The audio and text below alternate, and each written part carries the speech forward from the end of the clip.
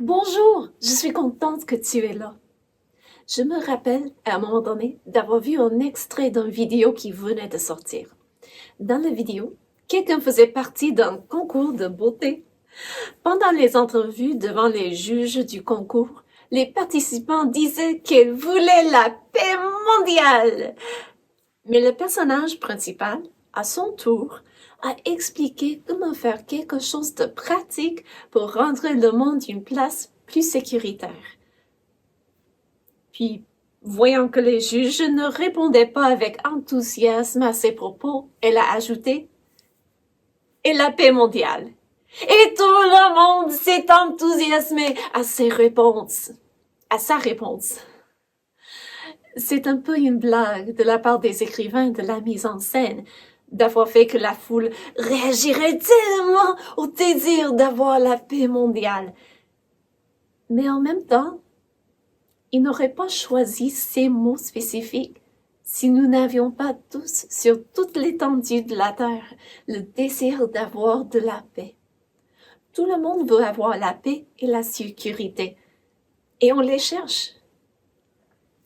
On a des rencontres des dirigeants des nations pour parler de comment établir la paix mondiale. On a des sommets, des personnages très importants pour décider comment éviter les gros problèmes qui nuisent à la paix mondiale. Il y a plein d'écrivains et de philosophes qui proposent leurs solutions pour mener le monde à la paix mondiale. Mais après des années, après avoir établi des organismes pour veiller à la paix mondiale, après avoir essayé et essayé des tentatives, avons-nous la paix mondiale? Avons-nous éliminé la guerre de la terre? Non, parce qu'il n'y a qu'un qui puisse nous donner la paix, la vraie paix, qui durera à toujours. Il n'y a qu'un qui puisse unir les nations et maintenir la paix entre eux. Il n'y a qu'un qui puisse nous guider dans les voies qui mènent à la paix mondiale. La Bible nous parle de lui et de sa règne, mais si on cherche la paix ailleurs, on ne la trouvera pas.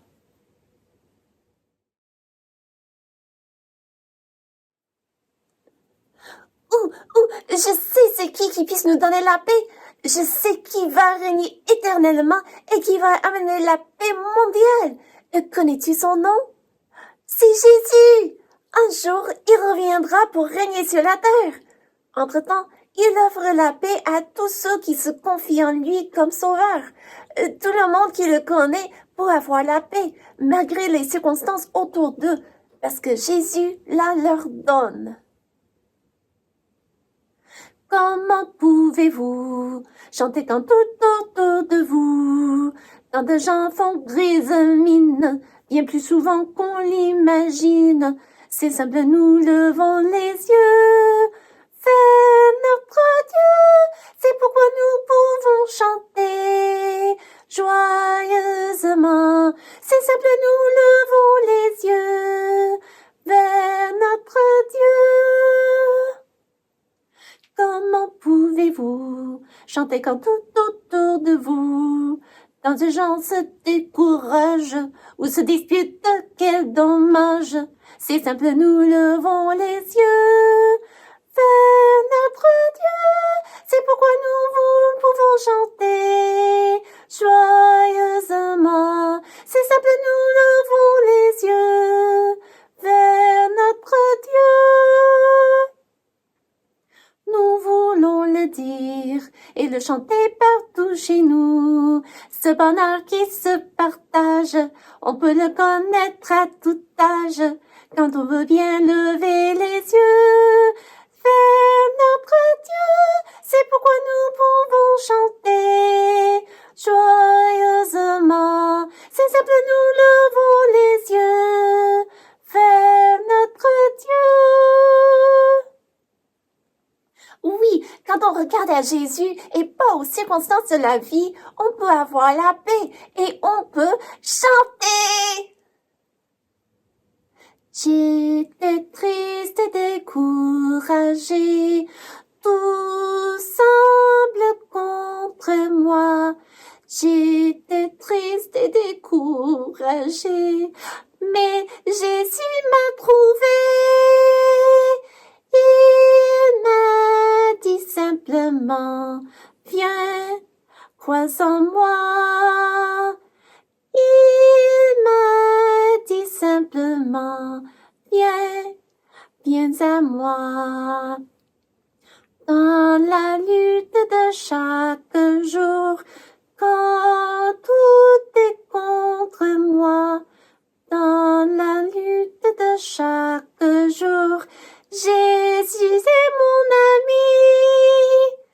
Il me dit simplement, va, ne crains pas. Il me dit simplement, va, je suis là. Oh, que c'est bien de savoir que Jésus est là quand on est triste et découragé. Il est là et il veut que nous lui disons tout ce qui nous trouble. Et il a promis de donner sa paix à ceux qui croient en lui. C'est une promesse. Et Monsieur et Madame Grandjean ont écrit une chanson basée sur cette promesse de Jésus qui se trouve en Jean 14. Je vous donne ma paix, je vous donne ma joie, que votre cœur ne se trouble pas. Je suis là, nous dit Jésus, que votre cœur ne se trouble pas. Je suis là, nous dit Jésus. Donnez-moi vos ennuis, donnez-moi vos soucis, que votre cœur ne se trouble pas. Je suis là, nous dit Jésus, que votre cœur ne se trouble pas. Je suis là, nous dit Jésus. Je peux vous soulager, je veux vous consoler, que votre cœur ne se trouble pas. Je suis là, nous dit Jésus, que votre cœur ne se trouble pas. Je suis là, nous dit Jésus. Je suis tellement contente de savoir que Jésus nous écoute et qu'il offre la paix, la vraie paix, à tout le monde qui croit en lui. Que serait-ce de rejeter sa paix? Oh, je n'aime pas y penser. En tout cas, c'est le moment pour la leçon. Donc, je prends ma place.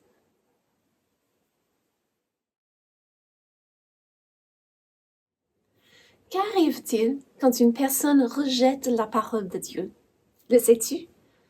Une telle personne erre comme quelqu'un dans une brume où tout est obscur. Comment le sais-je? Parce que la Bible nous le dit. Dieu a dit au prophète Ésaïe de décrire ce qui arrive à une telle personne. Au chapitre 8 et au verset 21, Ésaïe nous décrit quelqu'un qui a rejeté la parole de Dieu. Il sera errant dans le pays, accablé et affamé. Et quand il aura faim, il s'irritera, maudira son roi et son Dieu, et tournera les yeux en haut. Une telle personne est sans base fixe et n'a pas de fondation sûre sur laquelle bâtir ses pensées. Tout lui semble acceptable, donc elle n'est pas capable de discerner entre le bien et le mal. Mais en même temps, elle subira les conséquences de son refus et s'irritera contre ses autorités, son roi et contre Dieu lui-même. Puis, parce qu'elle ne sera pas capable de réconcilier sa peine et l'existence de Dieu et des autorités, elle regardera ailleurs pour trouver des solutions. Vers où est-ce que cette personne va-t-elle regarder? Au verset 22. Puis il regardera vers la terre, et voici, il n'y aura que détresse, obscurité et de sombres angoisses. Il sera repoussé dans d'épaisses ténèbres. Une telle personne va regarder vers la terre, pas nécessairement en regardant toujours au sol, mais en plaçant son espoir dans ce qui se passe sur la terre. Une telle personne pense: je n'ai pas trouvé de secours dans mon gouvernement ou en Dieu, mais je trouverai espoir dans le fait que tout le monde va travailler ensemble pour éliminer les problèmes et pour marcher vers un avenir sans ténèbres. Mais en pensant comme cela, la personne sera déçue, parce que sur la terre, il n'y a que détresse, obscurité et de sombres angoisses. Le problème d'une telle personne, c'est qu'elle cherche la paix en quelque chose autre que Dieu. Elle cherche une utopie. Sais-tu ce que ça veut dire, le mot utopie?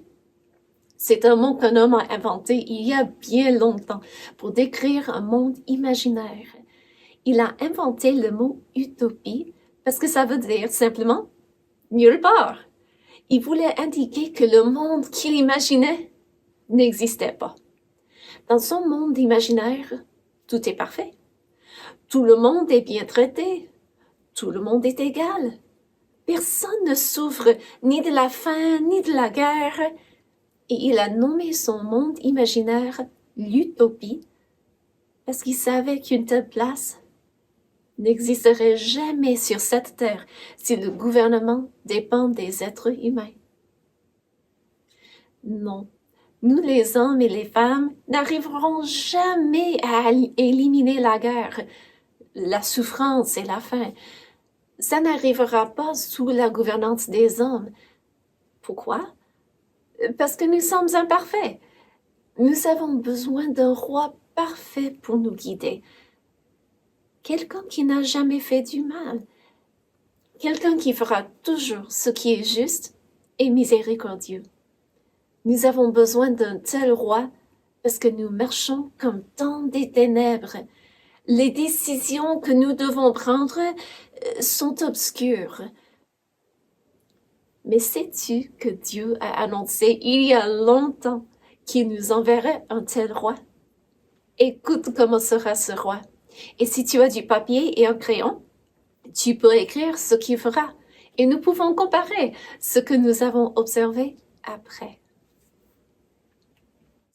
Au chapitre 9 du livre d'Ésaïe, Dieu nous décrit comment sera le roi et ce qu'il fera. N'oublie pas que le prophète vient de décrire comment les personnes qui rejettent Dieu vivent comme dans un monde obscur, dans des ténèbres. Ésaïe 8, 23 nous dit « Mais les ténèbres ne régneront pas toujours sur la terre où il y a maintenant des angoisses.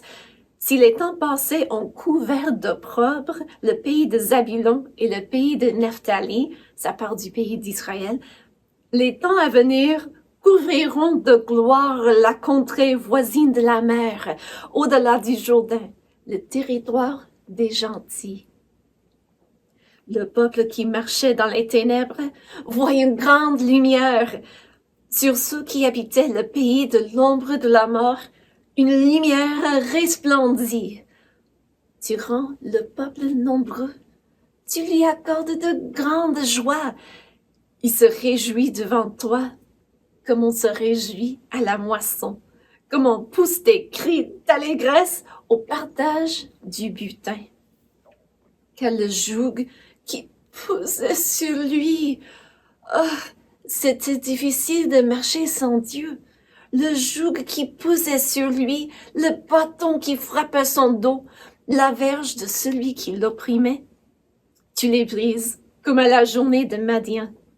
Car toute chaussure qu'on porte dans la mêlée et tout vêtement guerrier roulé dans le sang seront livrés aux flammes. On n'en aura plus besoin pour être dévorés par le feu. Et pourquoi tout cela, penses-tu, arrivera-t-il? Regarde avec moi au verset 5. Car un enfant nous est né, un fils nous est donné, et la domination reposera sur son épaule. Et on l'appellera admirable, conseiller, Dieu puissant, Père éternel, Prince de la paix. L'as-tu reconnu? C'est un verset que nous entendons beaucoup à Noël, parce que c'est un verset qui nous parle du Messie que Dieu a prédit, celui que Dieu allait envoyer pour nous délivrer des conséquences de tout le mal que nous avons jamais fait. Nous n'avons pas encore beaucoup parlé du Messie, mais comme tu puisses te constater, voici un des thèmes du livre, et c'est le thème que nous avons choisi pour notre étude.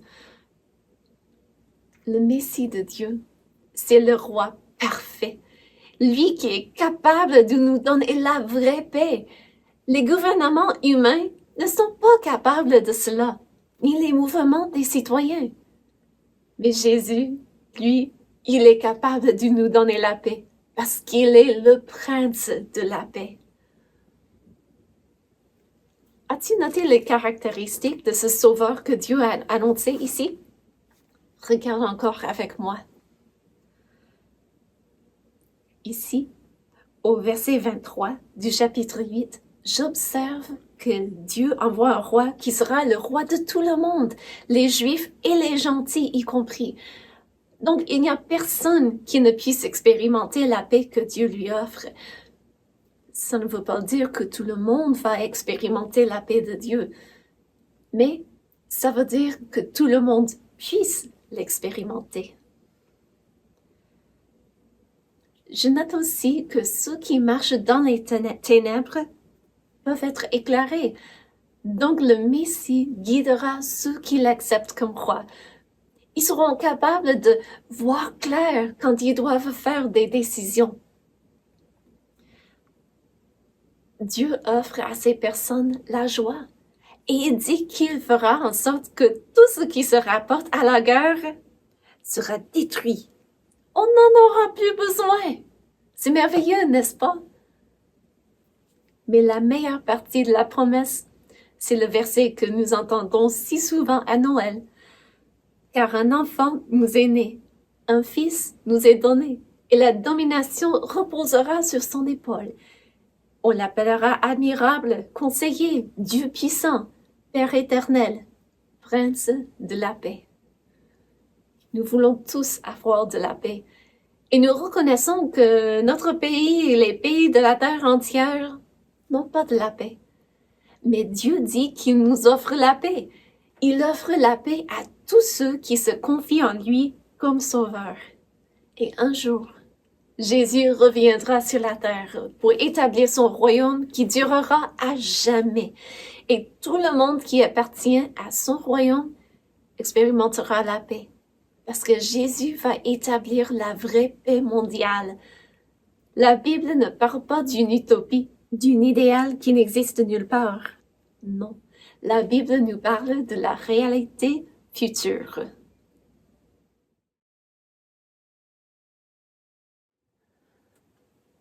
Oh, j'ai hâte de voir quand Jésus reviendra pour établir son royaume et la paix mondiale. Mais, entre-temps, c'est tellement réconfortant de savoir que Jésus donne sa paix à ceux qui choisissent de se confier en lui. Oh, imagine comment c'est pour ceux qui rejettent Jésus comme sauveur. Oh. Mais Jésus est tellement grand. Et j'aime le verset qu'on entend à Noël parce qu'il parle de Jésus. Le connais-tu? Allons le lire ensemble. Ésaïe 9, 6. Car un enfant nous est né, un fils nous est donné, et la domination reposera sur son épaule. On l'appellera admirable, conseiller, Dieu puissant, Père éternel, Prince de la paix. Ésaïe 9, 6. Pense à tout ce qu'il est. Jésus a été né un enfant. Donc, il sait ce que c'est d'être petit comme toi. Il sait ce que c'est de grandir dans un monde où il y a des choses tristes et terribles. Mais parce qu'il est Dieu, il est aussi admirable, conseiller, Dieu puissant, Père éternel et le Prince de la paix. Faites place pour le Prince de la paix. Il s'en vient pour nous amener la paix. J'imagine comment ce sera quand il reviendra. Il est le meilleur roi qui soit. Lisons encore notre verset.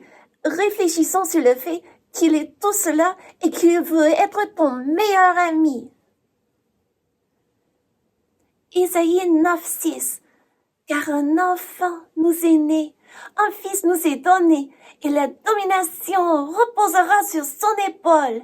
On l'appellera admirable, conseiller, Dieu puissant, Père éternel, Prince de la paix. Ésaïe 9:6. Un roi qui veut être ton ami, le prince de la paix. Oh, comme c'est merveilleux de savoir qu'il nous aime et qu'il veut être ton ami.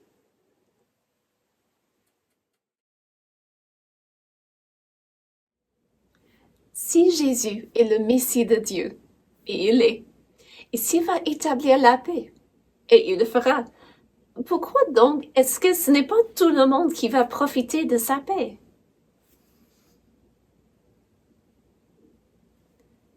Connais-tu la réponse à la question? Au commencement, dans le jardin, est-ce que Dieu a forcé Adam et Ève à lui obéir? Non, il leur a donné un choix.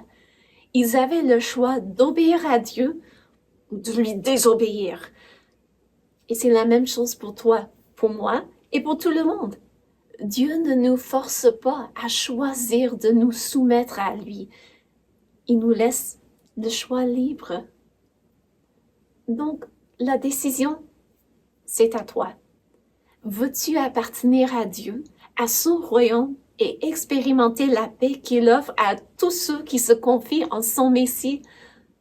Ou préfères-tu marcher selon tes propres désirs, étant déçu par les gouvernements et les mouvements des citoyens, et vivant comme dans un monde ténébreux où tout est obscur? Ou tu peux te soumettre à Dieu et vivre dans un monde où les ténèbres sont dissipées et où on a de la lumière pour voir clair, pour savoir quoi faire, pour vivre dans la joie et dans la paix. Le choix, c'est à toi. Dieu ne fait pas de robots. Mais j'espère que tu comprends ne serait-ce qu'une fraction de ce que Dieu a fait pour toi.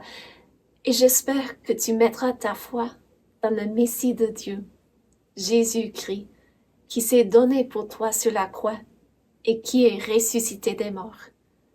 Parce qu'il peut te guider dans la vie comme personne d'autre. Lui seul est capable de te donner la vraie paix, la paix que tout le monde cherche.